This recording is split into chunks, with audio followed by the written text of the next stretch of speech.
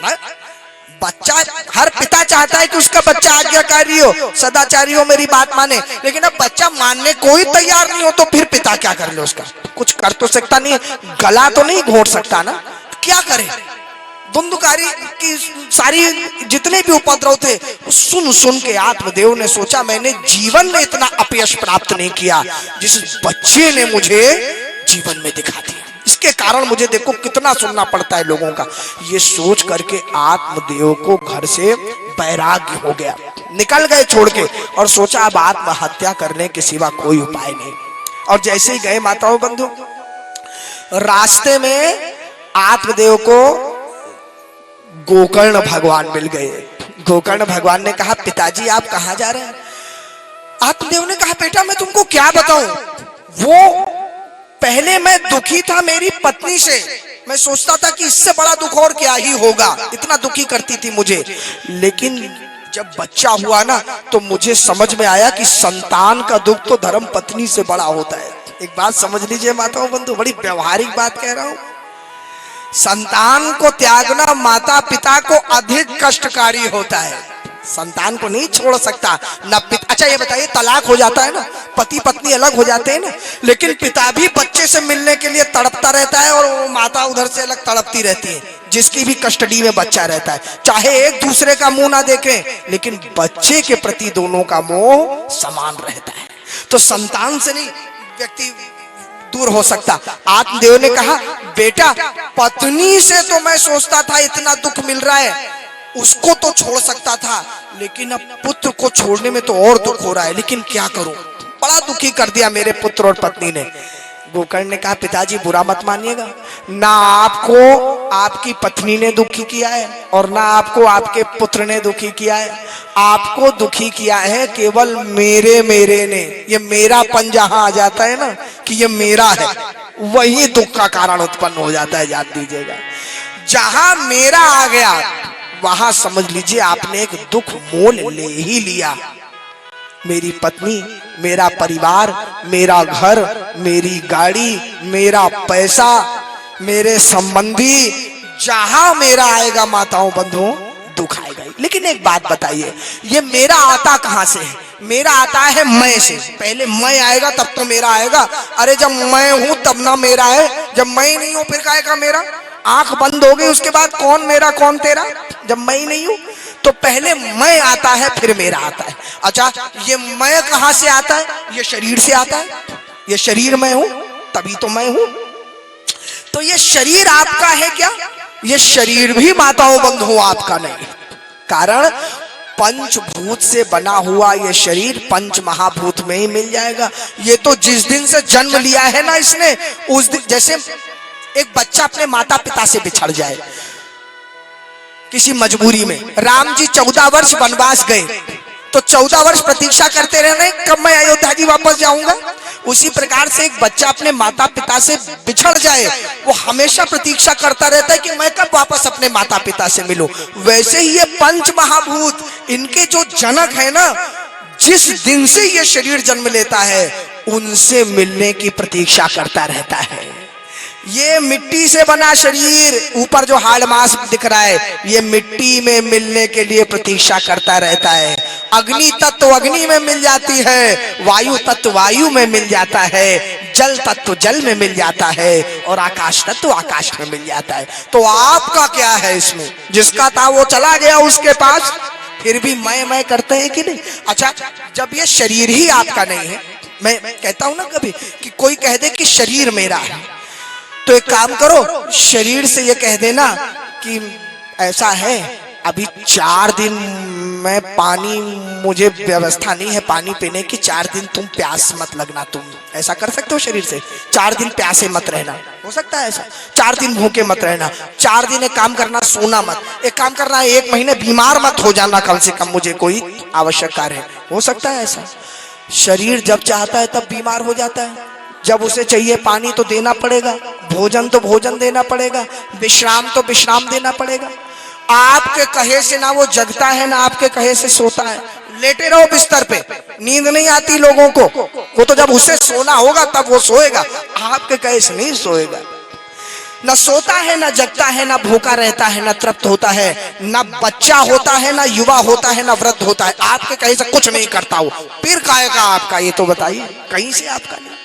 तो जब ये शरीर ही आपका नहीं है तो इस शरीर से उत्पन्न हुए संबंध कैसे आपके हो सकते हैं? जब मूल ही आपका नहीं है तो तना कैसे आपका हो सकता है? ये तो कल्पना करिए। फिर कहां से ये बच्चे और भाई आपके हो गए, ये संबंधी? तो गोकर्ण भगवान से आत्मदेव ने कहा, मैं पुत्र समझा नहीं। गोकर्ण भगवान ने कहा, पिताजी मैं यही तो समझाना चाह रहा हूं कि ये देह स्थि मांस रुधिरे अभिमतिम त्यजतो जाया सुतादिषु सदा ममताम विमुंच। ध्यान दीजिएगा, गोकर्ण भगवान ने कहा, ये देह अस्थि मांस मज्जा रुधिर से बना हुआ शरीर, इससे अभिमान त्यागिए, इसका ममत्व त्याग दीजिए। तो जब इससे ममत्व त्याग देंगे आप तो जाया सुतादिषु सदा ममताम विमुंच। तो जाया यानी पुत्री, पुत्र, पत्नी, जाया सुता दिशु सदा ममताम विमुंचा। पत्नी पुत्र जो भी है, सब कुछ इस संसार में सबसे ममता आपकी बिछड़ जाएगी। कारण पिताजी ये पश्यानिशम जगदिद, देखिए संजीवनी श्लोक है माताओं बंधुओं, ये महात्मा का व्यास जी महाराज लिख रहे हैं, सूत्र में समझाऊंगा, कथा को आगे बढ़ाना है। पश्यानिशम जगदिदम क्षण भंग निष्ठो वैराग्य राग रसिको भव भक्ति निष्ठा धर्मम भजस्य सततम त्यज लोक धर्मा सेवस्व साधु पुरुषां जहि काम तृष्णा अन्यस्य दोष गुण चिंतन माशु मुक्त्वा सेवा कथा रस महो नितराम पिबतो।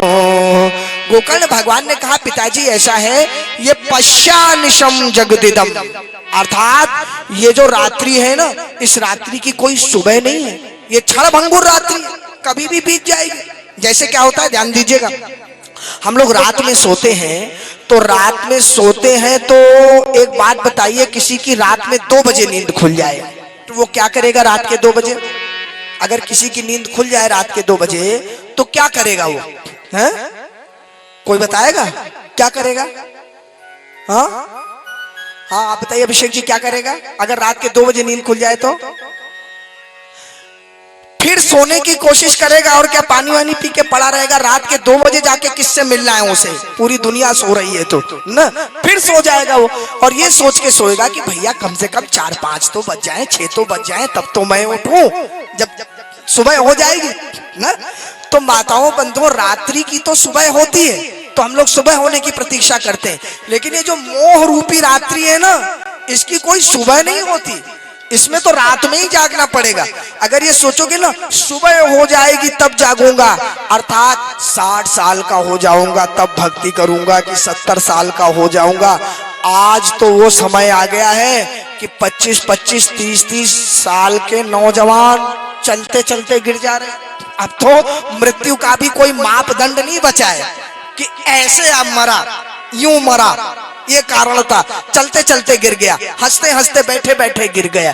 तो कहने का अर्थ ये नहीं कि 60 साल का हो जाऊंगा, क्षण भंगुर शरीर है, दुर्लभो मानुषो देहो देहि नाम क्षण भंगुरा। तो क्षण भंगुर शरीर कब चला जाए, यही कह रहे हैं गोकर्ण जी, ये पश्यानिशम जगदिदम क्षण भंग निष्ठो वैराग्य राग रसिको भव भक्ति निष्ठा। तो एक काम करिए पिताजी, अगर आपको राग ही करना है, मेरा मेरा करना है ना, तो वैराग्य से राग करिए, माने संसार को छोड़ के परमात्मा से राग करिए।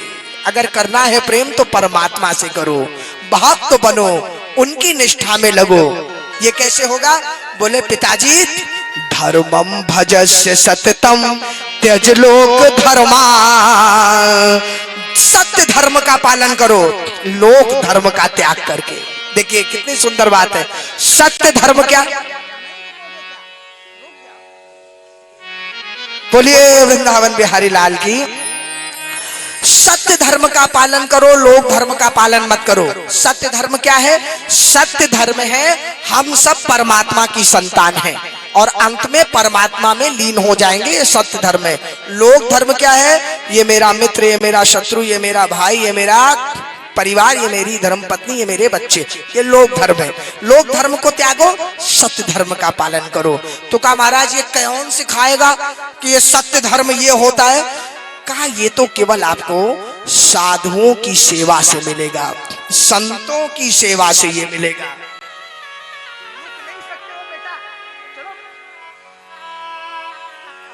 मानते ही नहीं है ये लोग, क्या कहा जाए किसी बात को।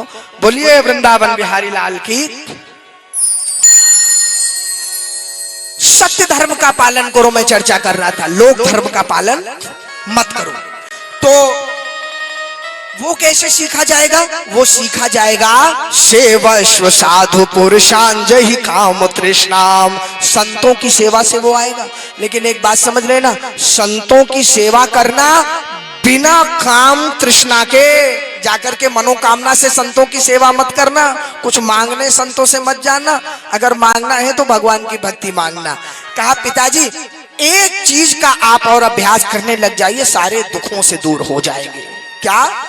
बोले अन्यस्य दोष गुण चिंतन माशु मुक्त्वा, सारे जितने संसार में दोष और गुण है ना, उनका चिंतन करना छोड़ दीजिए। हम लोगों की सबसे बड़ी समस्या क्या है जानते हैं? रात में सोते समय व्यक्ति दो ही चीजें सोचता है, या तो जिससे बहुत अधिक प्रेम करता है या अधिक जिससे द्वेष करता है, बैर करता है। दो के बारे में ही सोचता है, अपने बारे में तो सोचता ही नहीं है, अपने कल्याण के बारे में, दो के बारे में ही सोचेगा वो। और दोनों का चिंतन करना सेहत के लिए हानिकारक है, मन के लिए हानिकारक है। कारण, अरे भाई दोष का चिंतन करोगे तो द्वेष होगा, क्रोध उसके लिए उत्पन्न होगा, और अगर उसके गुणों का चिंतन करोगे तो आसक्ति होगी, प्रेम होगा, जुड़ाव होगा, वो भी आगे पीछे कष्ट ही देगा ना। तो दोनों ही मत करो। जैसा भगवान श्री राम ने अपनी प्रजा को उपदेश देते हुए कहा था, सुनहु तात माया कृत गुण अरु दोष अनेक। इस संसार में जो गुण और दोष है वो तो माया के बनाए हुए हैं, कुछ भी सत्य नहीं है। तो मनुष्य को क्या चाहिए?